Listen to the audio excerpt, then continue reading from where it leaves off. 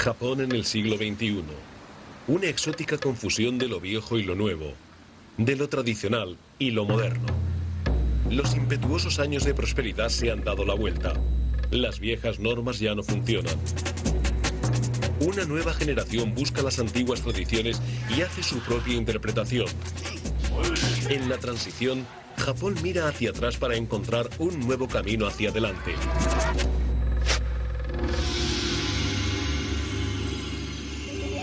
Los secretos del samurái detrás de la espada.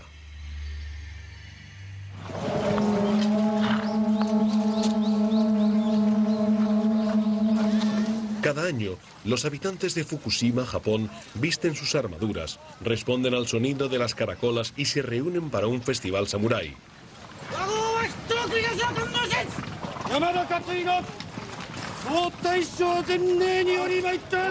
Los samuráis son el elemento de la leyenda. Firmemente leales a su señor, luchaban con audaz destreza y una brutal dedicación y no tenían miedo a la muerte. Las viejas observancias del ritual religioso, beber sake y una ceremonia militar reforzaban la lealtad y unían a los samuráis la víspera de la guerra.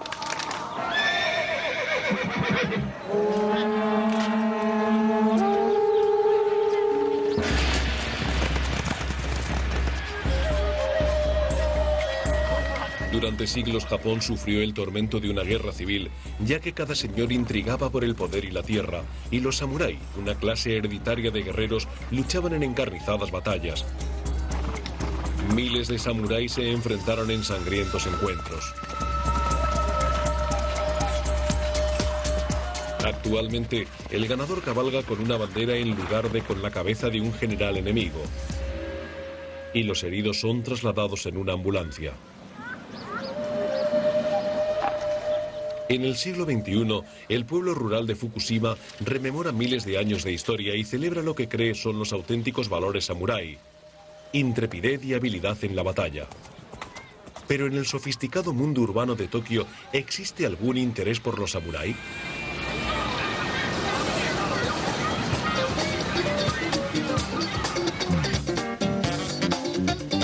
Soshi Uchida es mitad japonés, mitad americano.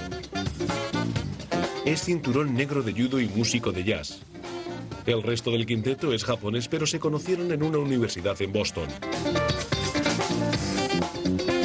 ¿El joven japonés sigue pensando en términos de samurái? Cuando estaba en el instituto, tuve que tomar la decisión de si ir a una universidad regular japonesa y posiblemente meterme en una compañía o buscar un trabajo a jornada completa, o perseguir el sueño que tenía de llegar a ser músico profesional, porque en aquella época estaba empezando a escribir canciones y me fascinaba el arte. Creo que consiste en no temer nada, el sentir con fuerza una cosa e ir a por ella. Posiblemente sea para mí la aproximación samurái que yo elegí.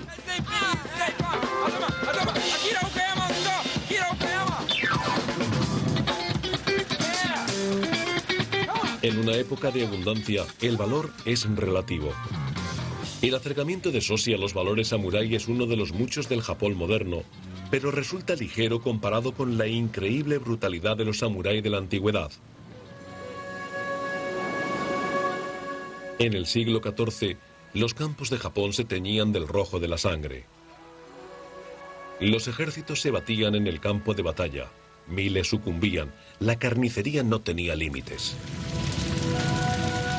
Para el samurái la derrota era inaceptable. No existían unas artes marciales japonesas delicadamente pulidas y en el campo de batalla había que aprovechar cualquier oportunidad. Cuando luchan se da una clase de obstinación brutal sobre las cosas. Las formas no importan en la guerra. Se trata de sobrevivir. Y si se te acerca un caballo, simplemente le partes las patas. Si se te acerca un enemigo, le golpeas en la cabeza hasta dejarlo inconsciente y luego le matas. No era un juego limpio. No importaba utilizar cualquier ventaja para sobrevivir y derrotar a tu enemigo. No hacían prisioneros.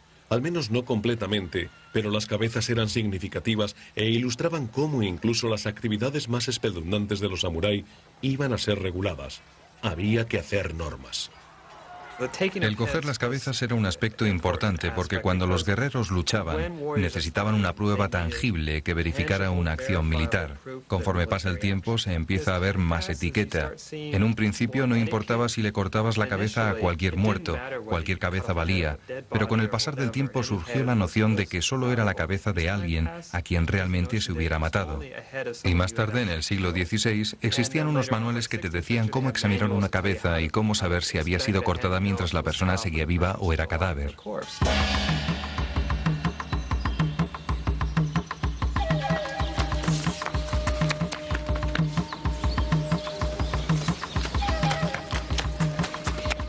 Contra un ataque sorpresa, el samurái de los siglos posteriores utilizaría su espada como defensa. Solo los samurái podían llevar dos espadas, una larga y otra corta. Eran valiosas posesiones. La espada no era un arma, era un símbolo de clase.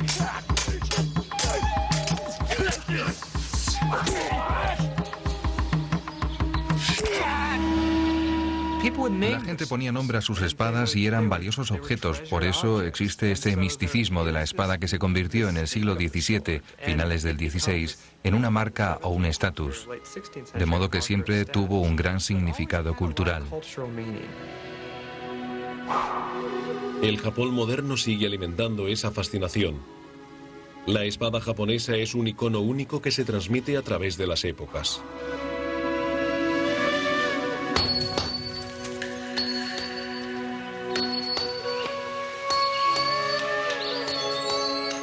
Cada mañana, Yoshindo Yoshihara cambia el trabajo sobre el puente de este jardín japonés tradicional para adentrarse en una oscura fragua. Yoshihara es la tercera generación de fabricantes de espadas. Durante 40 años ha golpeado el acero exactamente como se hacía hace cientos de años. La clave de su estilo samurái es la perpetuación de este auténtico e inmutable arte de generación en generación.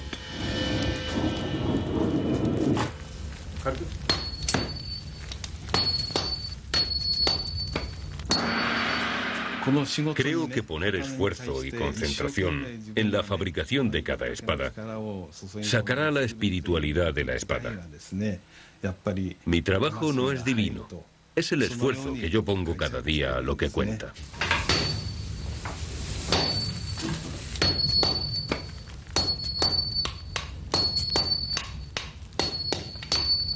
El acero candente es golpeado para aplanarlo y plegarlo, una media de 14 veces. Finalmente, después de 2 semanas, la espada toma su aspecto familiar.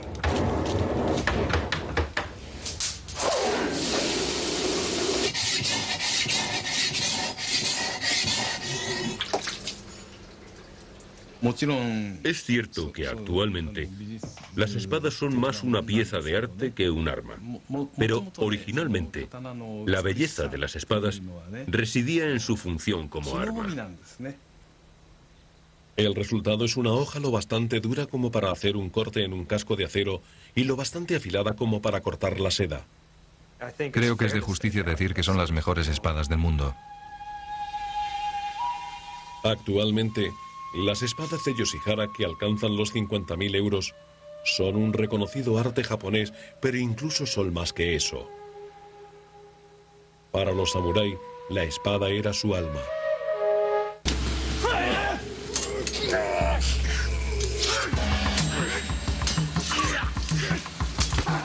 La habilidad con la espada significa la diferencia entre la vida y la muerte. Y un samurái destacó con diferencia sobre los demás.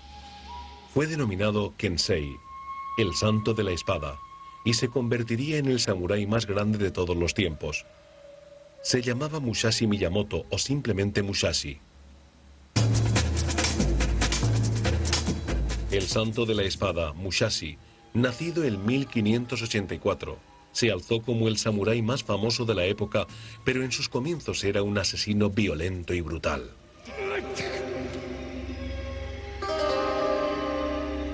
El profesor Tanchu Terayama es calígrafo y discípulo de Musashi. Musashi fue adoptado por una familia que practicaba las artes marciales japonesas como negocio familiar. Su padrastro era muy estricto con él y le lanzaba cuchillos como castigo. Mató a su primer hombre a la edad de 13 años. Luchó en grandes batallas y nunca perdió ni un solo duelo. Como era zurdo, desarrolló una técnica desconocida con 2 espadas que nunca fue igualada. Pero también es famoso por su astucia, su estrategia y su dominio de la psicología de la batalla.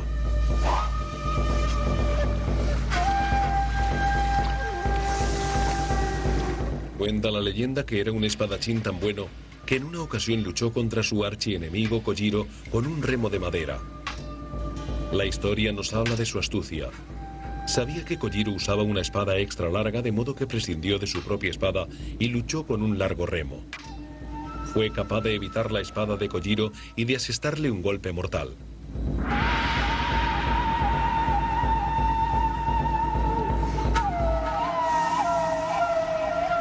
Pero el siglo XVII llevó el antiguo mundo samurái hacia su final. Un señor de la guerra, Ieyasu Tokugawa, obtuvo el control militar e impuso la paz en todo el territorio. Los samuráis se convirtieron en una clase sin tierra. Las normas de compromiso cambiaron y los samurái tuvieron que reinventarse de nuevo. Los feroces guerreros fueron obligados a cambiar su juego. La violencia fue canalizada hacia el zen y la poesía.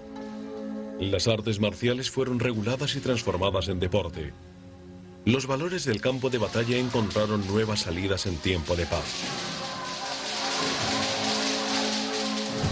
Uno de los mayores cambios que vemos es que se pasa de un estado de guerra civil a uno en donde gradualmente se establece la paz. Se daba entonces el problema de, 1, mantener la instrucción militar, y 2, justificar la existencia de esa clase militar en tiempo de paz. Creo entonces que algunas justificaciones intelectuales son explicaciones de lo que es el papel de los samurái en la sociedad. En tiempos de paz, el papel del samurái se había cristalizado en la filosofía abstracta del Bushido, una categoría fundamentada en un código ético, el estilo samurái puro. El Bushido se asienta en varios principios, incluidos una lealtad extrema, un acercamiento espiritual a la muerte y un austero código ético. Pero los feudos continuaban entre la nobleza y el enfrentamiento violento era común. Nada ilustra mejor el código de lealtad y muerte del Bushido que la auténtica historia de los 47 Ronin. En 1701, el señor Asano fue ridiculizado por su enemigo hasta que acabó blandiendo su espada con ira en el domicilio imperial. Un crimen castigado con la ejecución. Realizó un suicidio ritual o seppuku. El seppuku era un modo honroso de morir, un favor concedido por el régimen a un criminal.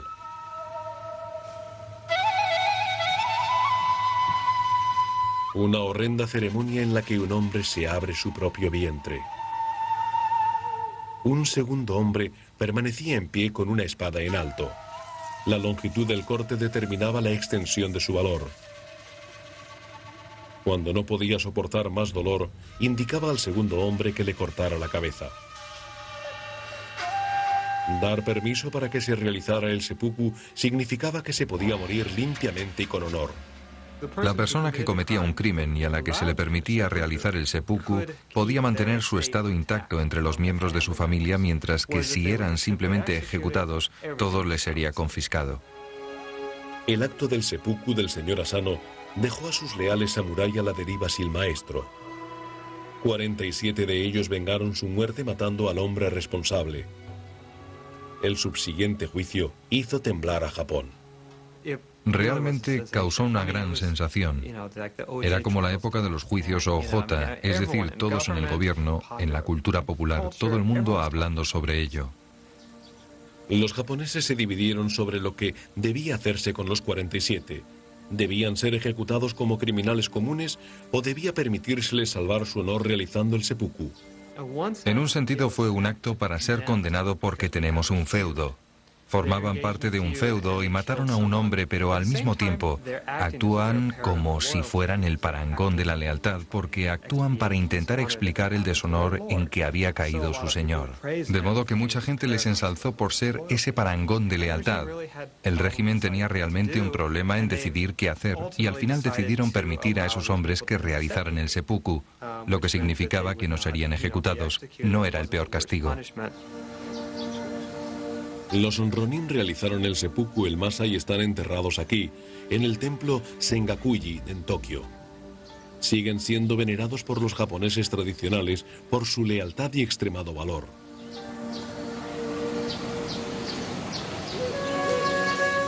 En ese nuevo orden de paz, Musashi, el santo de la espada, también se transformó. Durante las guerras fue un bárbaro samurái leal a su señor. En tiempo de paz no tuvo amo y se dedicó a la meditación. Un espíritu libre y errante, un Ronin. Y los Ronin eran una casta diferente. Existen muchos Ronin. Eran muy prominentes en el siglo XVII. Unos serían el equivalente de los gamberros, aterrorizando a la población local e intentando sacarle el dinero.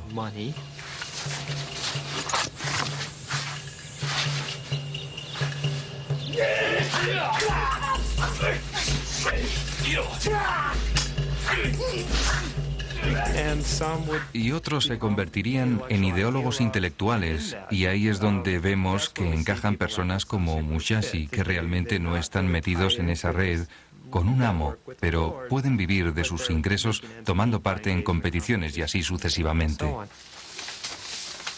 Taiso Sakamoto es un joven artista comercial muy influenciado por un auténtico Ronin, Ryoma Sakamoto, un auténtico samurái espadachín del siglo XIX con el mismo nombre familiar.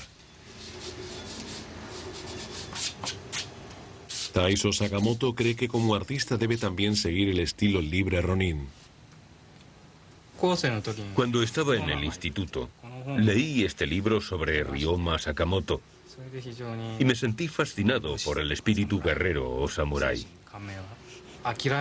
Aprendí a no renunciar a las cosas con demasiada facilidad y a ser más independiente. Los Ronin son criaturas libres, no están atados por las reglas.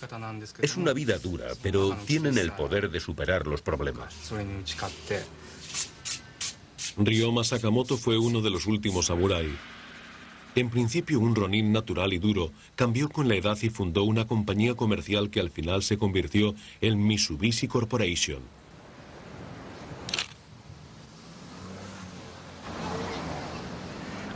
No creo que los japoneses actuales tengan el tipo de espíritu que los samurái tenían en los viejos tiempos.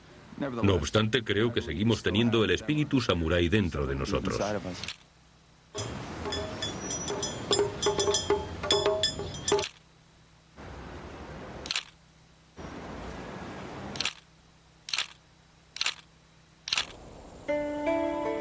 Casi 350 años antes de Taiso Sakamoto, el más famoso de todos los Ronin, acabó aquí su viaje.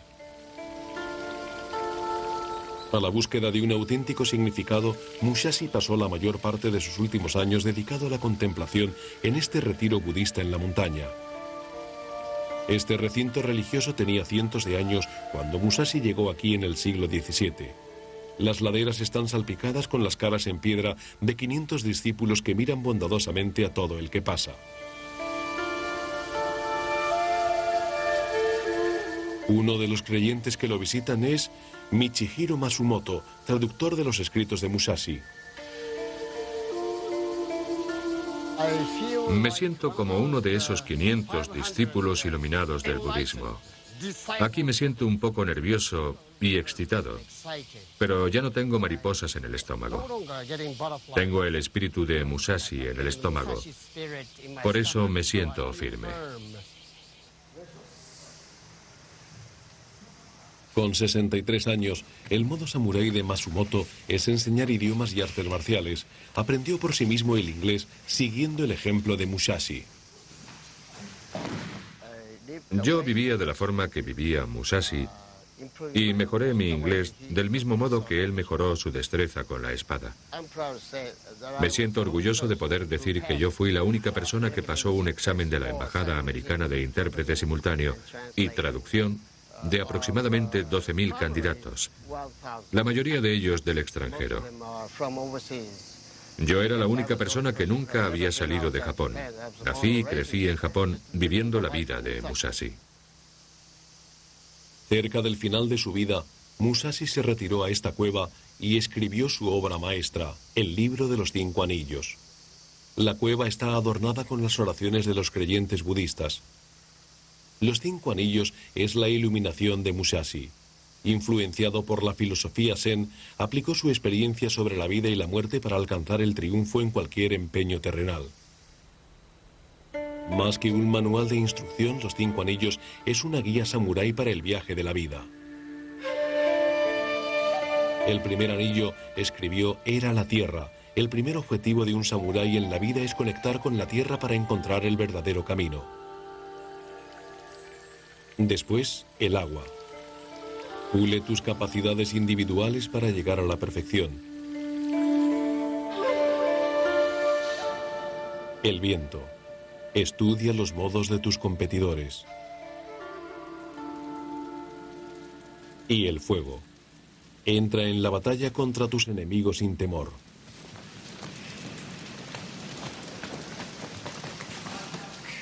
El libro de los 5 anillos te dice lo que hacer y lo que no hacer con respecto a dominar cualquier objeto dado o cultura perseguida. El idioma inglés y la poesía, o el kendo, el judo, lo que sea. El último de los 5 anillos de Musashi es el vacío, el más difícil de comprender. Escribió que después de perfeccionar las primeras 4 lecciones, había que olvidarlas a fin de que surgiera la iluminación sin esfuerzo. Al entrar en la vacuidad, el vacío o tu miedo a la muerte se supone que han desaparecido ya.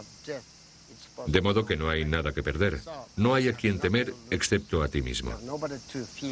Por tanto, el capítulo del vacío, el capítulo de la vacuidad, te ayudará a llegar repentinamente a un cierto conocimiento.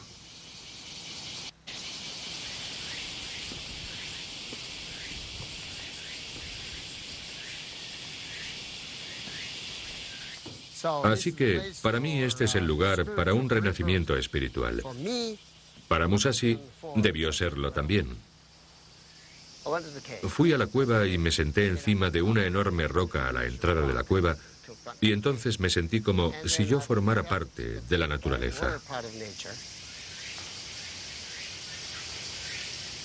Él meditó antes de coger la pluma.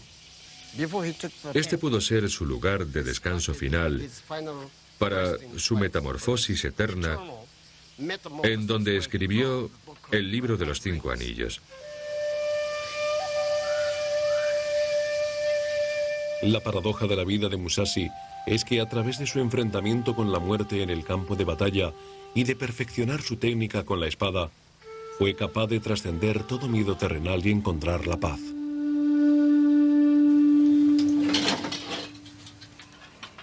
La iluminación por el arte de la espada no le resulta extraño al doctor Mitsuo Kure, doctor en medicina y escritor historiador. No sabemos con exactitud la cantidad de gente que mató, pero lo que sí sabemos es que, como se dice en el libro de los 5 anillos, llegó a la iluminación a través de la persecución del arte de la espada. Él creía que uno solo puede conocer y derrotar a su enemigo cuando es capaz de conocerse completamente a sí mismo. Esta iluminación es lo que convierte a Musashi en un guerrero atípico entre muchos otros.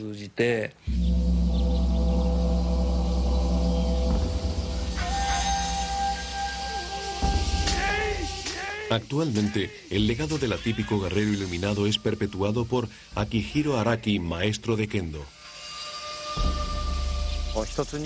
El libro de los 5 anillos no es solo un libro que nos enseña tácticas de lucha, sino un libro que también nos enseña cómo debe uno vivir su vida para ser un ser poderoso.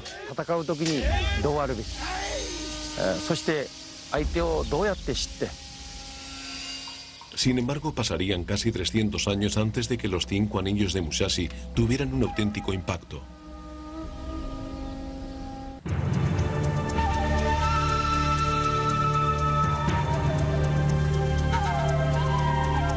A pesar de generaciones de poetas y místicos, Japón sigue siendo firmemente feudal, y el viejo Japón del espíritu de los samurái y del bushido estalló en mitad del siglo XIX y de nuevo todo cambió.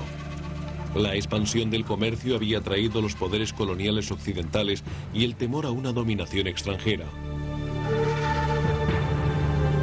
De modo que los administradores de Japón decidieron que la nación debía modernizarse rápidamente. El viejo feudalismo desapareció, las distinciones sociales fueron abolidas y el esplendor de los samuráis repentinamente perteneció a otro siglo. Todas estas cosas ocurrieron muy rápidamente. Y lo que resulta interesante es que surgió un debate sobre lo que constituyen los aspectos esenciales de la cultura y civilización japonesas. Y en este debate, en un principio, se pensó que las espadas samurái y los samurái eran extraños. El nuevo Japón moderno del siglo XIX simplemente no estaba interesado en las hazañas de los viejos samurái. Y la leyenda de Musashi podría fácilmente haber terminado aquí, en esta cueva. Una oscura nota a pie de página para la historia japonesa si no hubiera sido por Eiji Yoshikawa. En 1935, Yoshikawa publicó una novela en entregas de la vida de Musashi. Desmoralizado por la depresión económica, por el deterioro de las relaciones internacionales, Japón vivía en la confusión. La representación de Musashi como un invencible guerrero conquistador repentinamente captó la imaginación del público japonés. Justo en tiempo de guerra.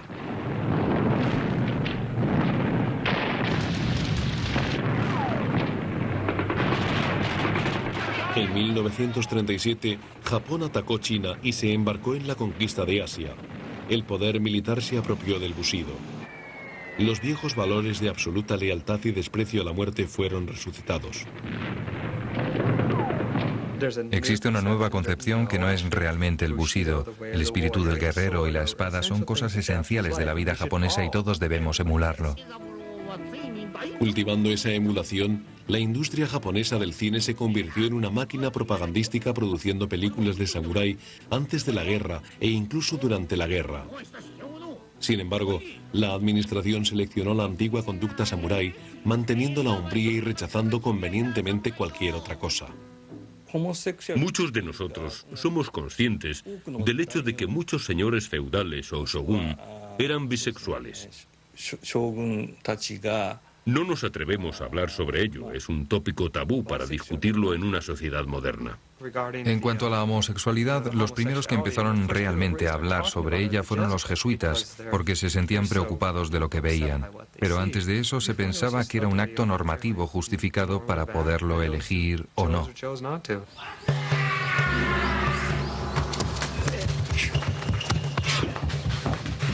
La máquina propagandística de 1940 también omitió el antiguo papel de la mujer en la guerra.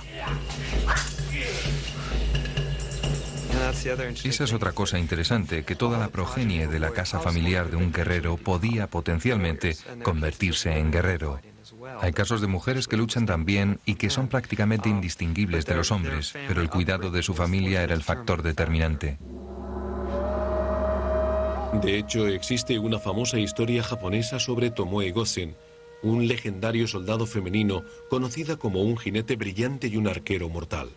Tomoe Gosen no existió como un símbolo del poder, sino que realmente participó en batallas, aunque era una mujer.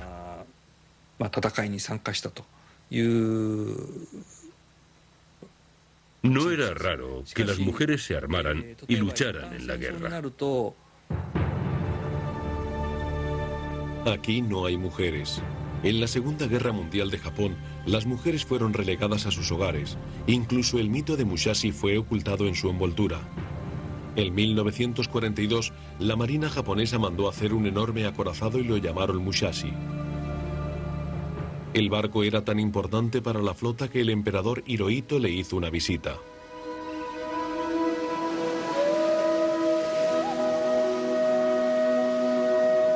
Al mismo tiempo, Shigeyoshi Hamasono, de 79 años, esperaba, como muchos otros, demostrar la lealtad y el sacrificio de los antiguos samurái. Era un piloto kamikaze de la marina.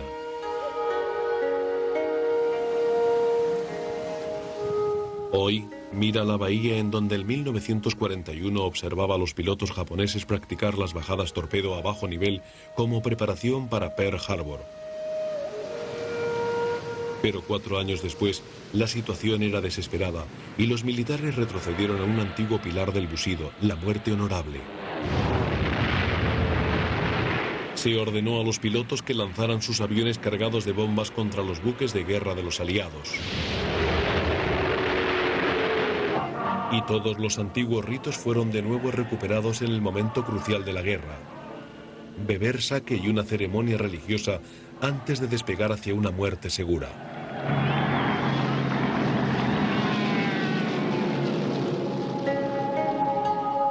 En 1945, el destino de Hamasono pareció estar sellado. Se le pidió que indicara su compromiso de suicidio dibujando un círculo en una hoja de papel y él obedeció a sus superiores sin preguntar. Por entonces, yo estaba en Manila y me pidieron que dibujara un círculo o una cruz en una hoja de papel para indicar mis deseos. Más tarde oí que 100 pilotos, hubo 2 personas que dibujaron una cruz. Según uno de los mandos, a los que rechazaron se les ordenó volar todos los días hasta que murieran.